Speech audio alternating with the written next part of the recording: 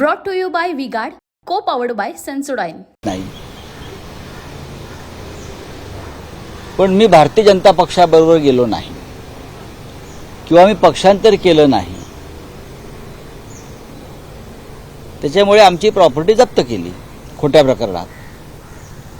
जर मला माझी प्रॉपर्टी सोडून घ्यायची असेल, राहतं घर म्हणतोय मी, जो पूरा व्यवहार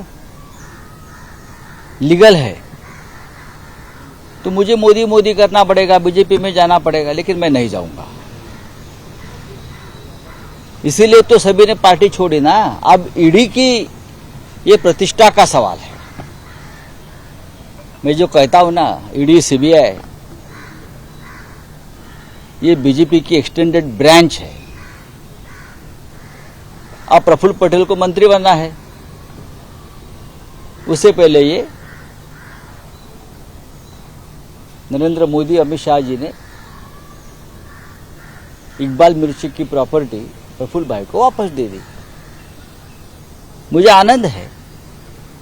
यही नियम, यही कानून अगर और लोगों को भी लगाते हैं, और जिसके ऊपर इसी अन्याय तरीके से जब्ती की कार्रवाई की है, दबाव की कार्रवाई की है, उनको भी यही न्याय मिलना चाहिए ना. सिर्फ प्रफुल्ल भाई पटेल क्यों? प्रफुल्ल भाई पटेल के साथ हमारा कोई व्यक्तिगत ये नहीं है दुश्मनी. देखिए, उनका काम है अफवाह से गर्मी बढ़ाना, और हमारा काम है माहौल को ठंडा रखना. हमारा नेता कैसा हो, जो माहौल को रखे ठंडा वैसा हो. अब की बार V-Guard एयर कूलर का चमत्कार. लेकिन सबको एक न्याय लगाइए ना. कानून एक है ना, ईडी सबके लिए है ना. तो ये ईडी के प्रतिष्ठा, ईडी की क्रेडिबिलिटी, उसके ऊपर ये सवाल उठता है. हम कानूनी लड़ाई लड़ेंगे. हमारी कोई प्रॉपर्टी नहीं है, फिर भी ईडी ने जिस घर में हम रहते हैं और गांव में 10 गुंठा जमीन वो जब्त कर ली. क्या ये मनी लॉन्ड्रिंग के पैसे हैं? यही कानून, यही मुकदमा प्रफुल्ल भाई पटेल पर चला था, अजित पवार पर चला था, जो शिंदे के साथ लोग गए उनके पास भी साथ ही चला. लेकिन सबकी प्रॉपर्टी आप रिलीज कर दी, और जो आपके राजकीय विरोधी है उनको आपने उनकी प्रॉपर्टी अभी भी जब्त की. ठीक है, हम डरते नहीं है, हम डरते नहीं है. हमारे कपड़े भी ले लो, जब्त कर लो, फिर भी हम हमारे पार्टी के साथ और महाराष्ट्र के साथ बेईमानी नहीं करेंगे, देश के साथ बेईमानी नहीं करेंगे.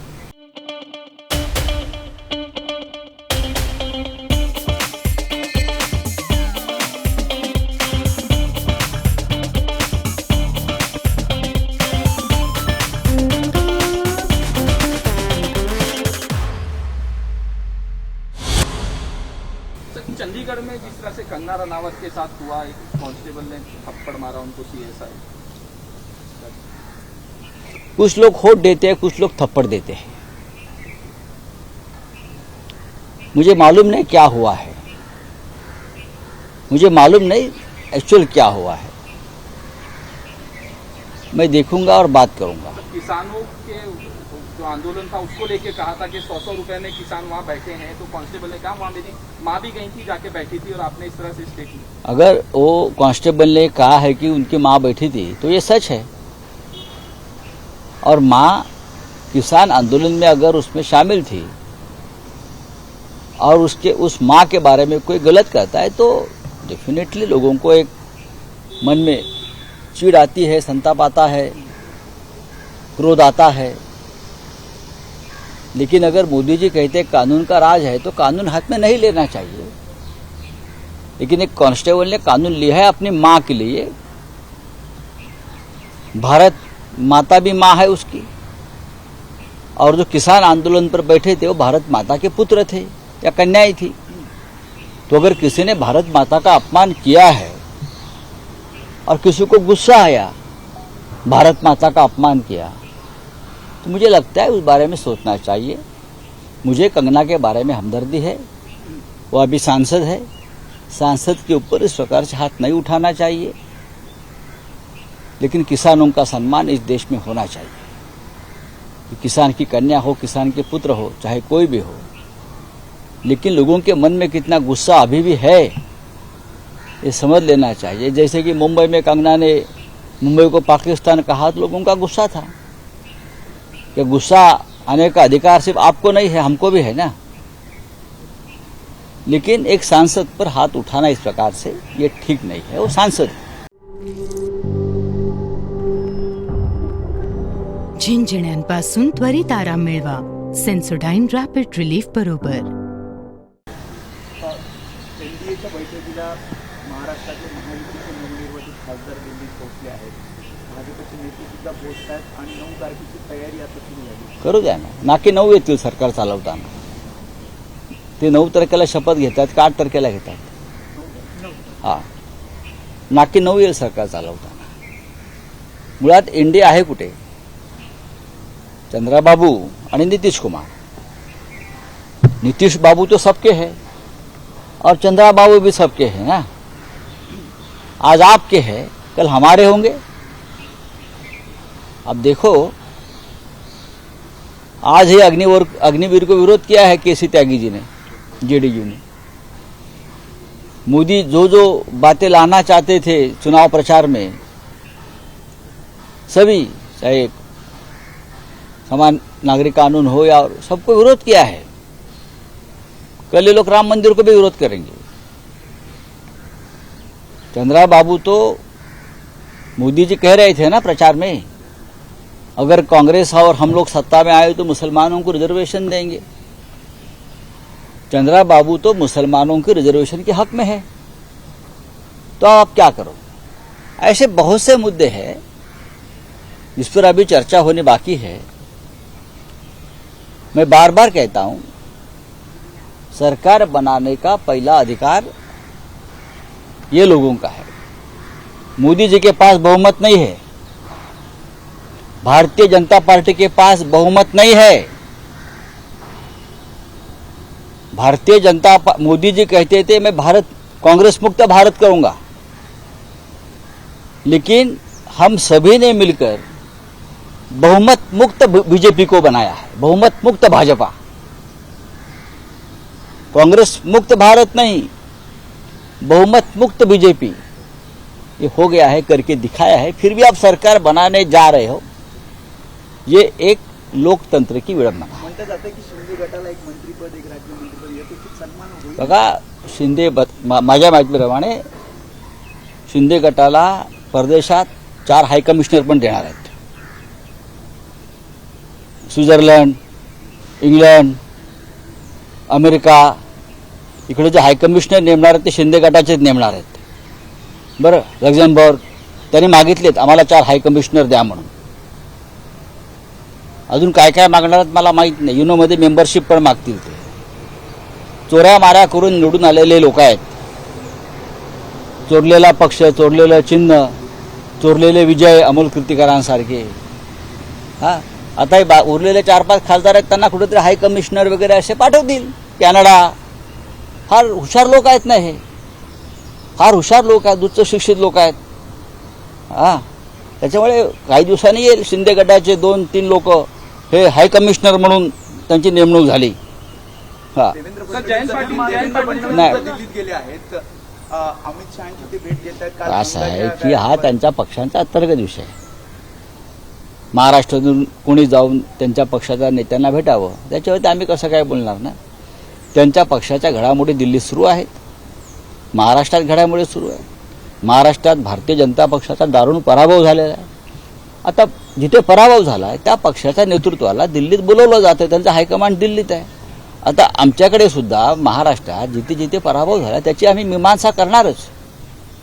माननीय उद्धव ठाकरे यांच्या नेतृत्वाखाली आम्ही सगळे नेते त्या पराभवाचे चिंतन करणार. तसं भारतीय जनता पक्ष महाराष्ट्र आणि उत्तर प्रदेशमधल्या दारुण पराभवाचं चिंतन करणार की महाराष्ट्रात आपण काय करायला गेलो आणि झालं काय. याच्यावरती चिंतन होईलच आणि पराभवाला जबाबदार कोण याच्यावर चर्चा करतील. त्यांच्या पक्षाचा हा अंतर्गत विषय आहे. महाविकास आघाडीमध्ये जे यश मिळालंय त्यात काँग्रेसला यश मिळाले जास्त आणि त्यामुळे फक्त माप आता विधानसभेत मी असं म्हणतो, असं कोणी म्हणत असेल तर ती मूर्खता आहे. आम्ही सगळ्यांनी महाविकास आघाडी म्हणून काम केलं. कोणाच्या जागा जास्त येतील कमी येतील हा विचार आम्ही कधीच केला नाही. आम्हाला इंडिया आघाडीला जास्तीत जास्त जागा महाराष्ट्रातून मिळवून द्यायच्या आहेत. हां, या ध्येयानं उद्देशानं आणि जिद्दीनं शिवसैनिकांनी सर्वत्र काम केलं. तशा आमच्या सूचना आणि आदेश होते. आम्ही सगळे, काँग्रेस असेल, राष्ट्रवादी असेल, शिवसेना असेल, मोठा भाऊ काँग्रेस असेल. इथे कोणी लहान आणि मोठा भाऊ नाही आहे. हा विषय एकदा भारतीय जनता पक्षानं काढला होता.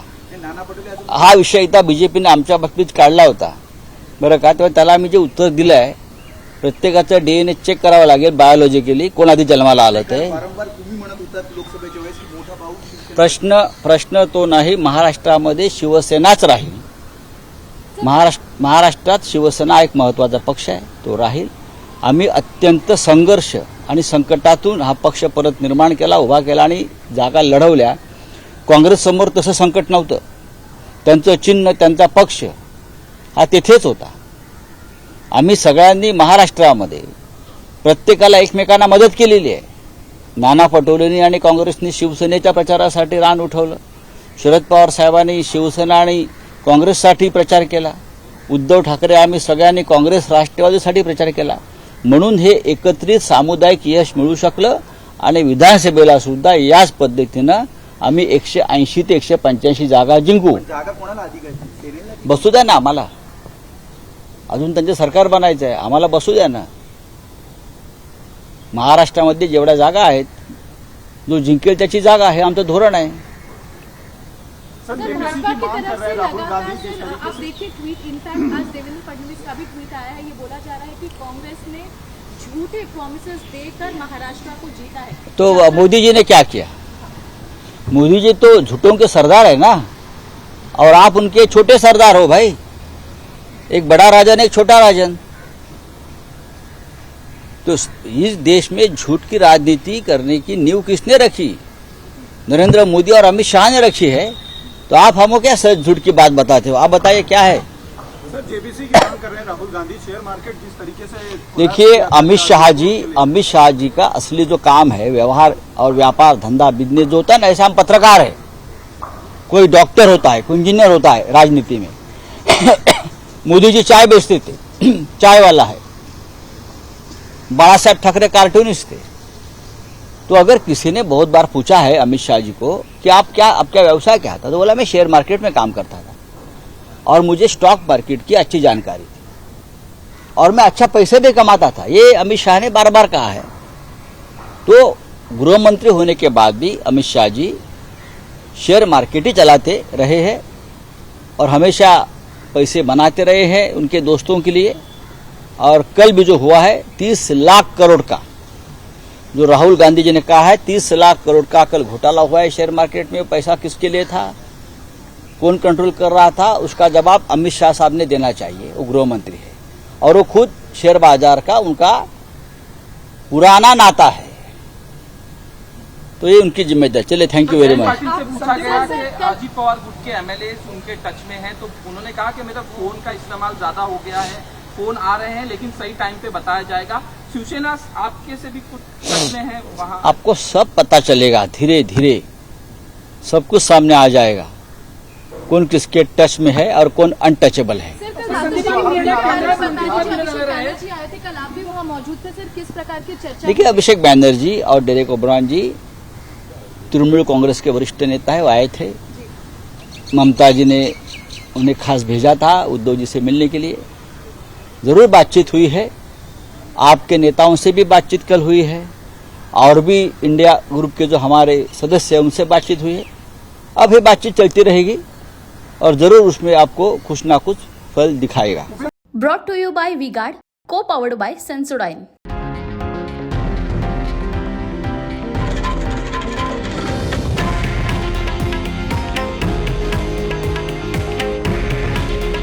हे आहे देशातील नंबर 1 न्यूज नेटवर्क आणि आपण पाहत आहात TV9 मराठी. काळजी तुमची, हित महाराष्ट्राचं.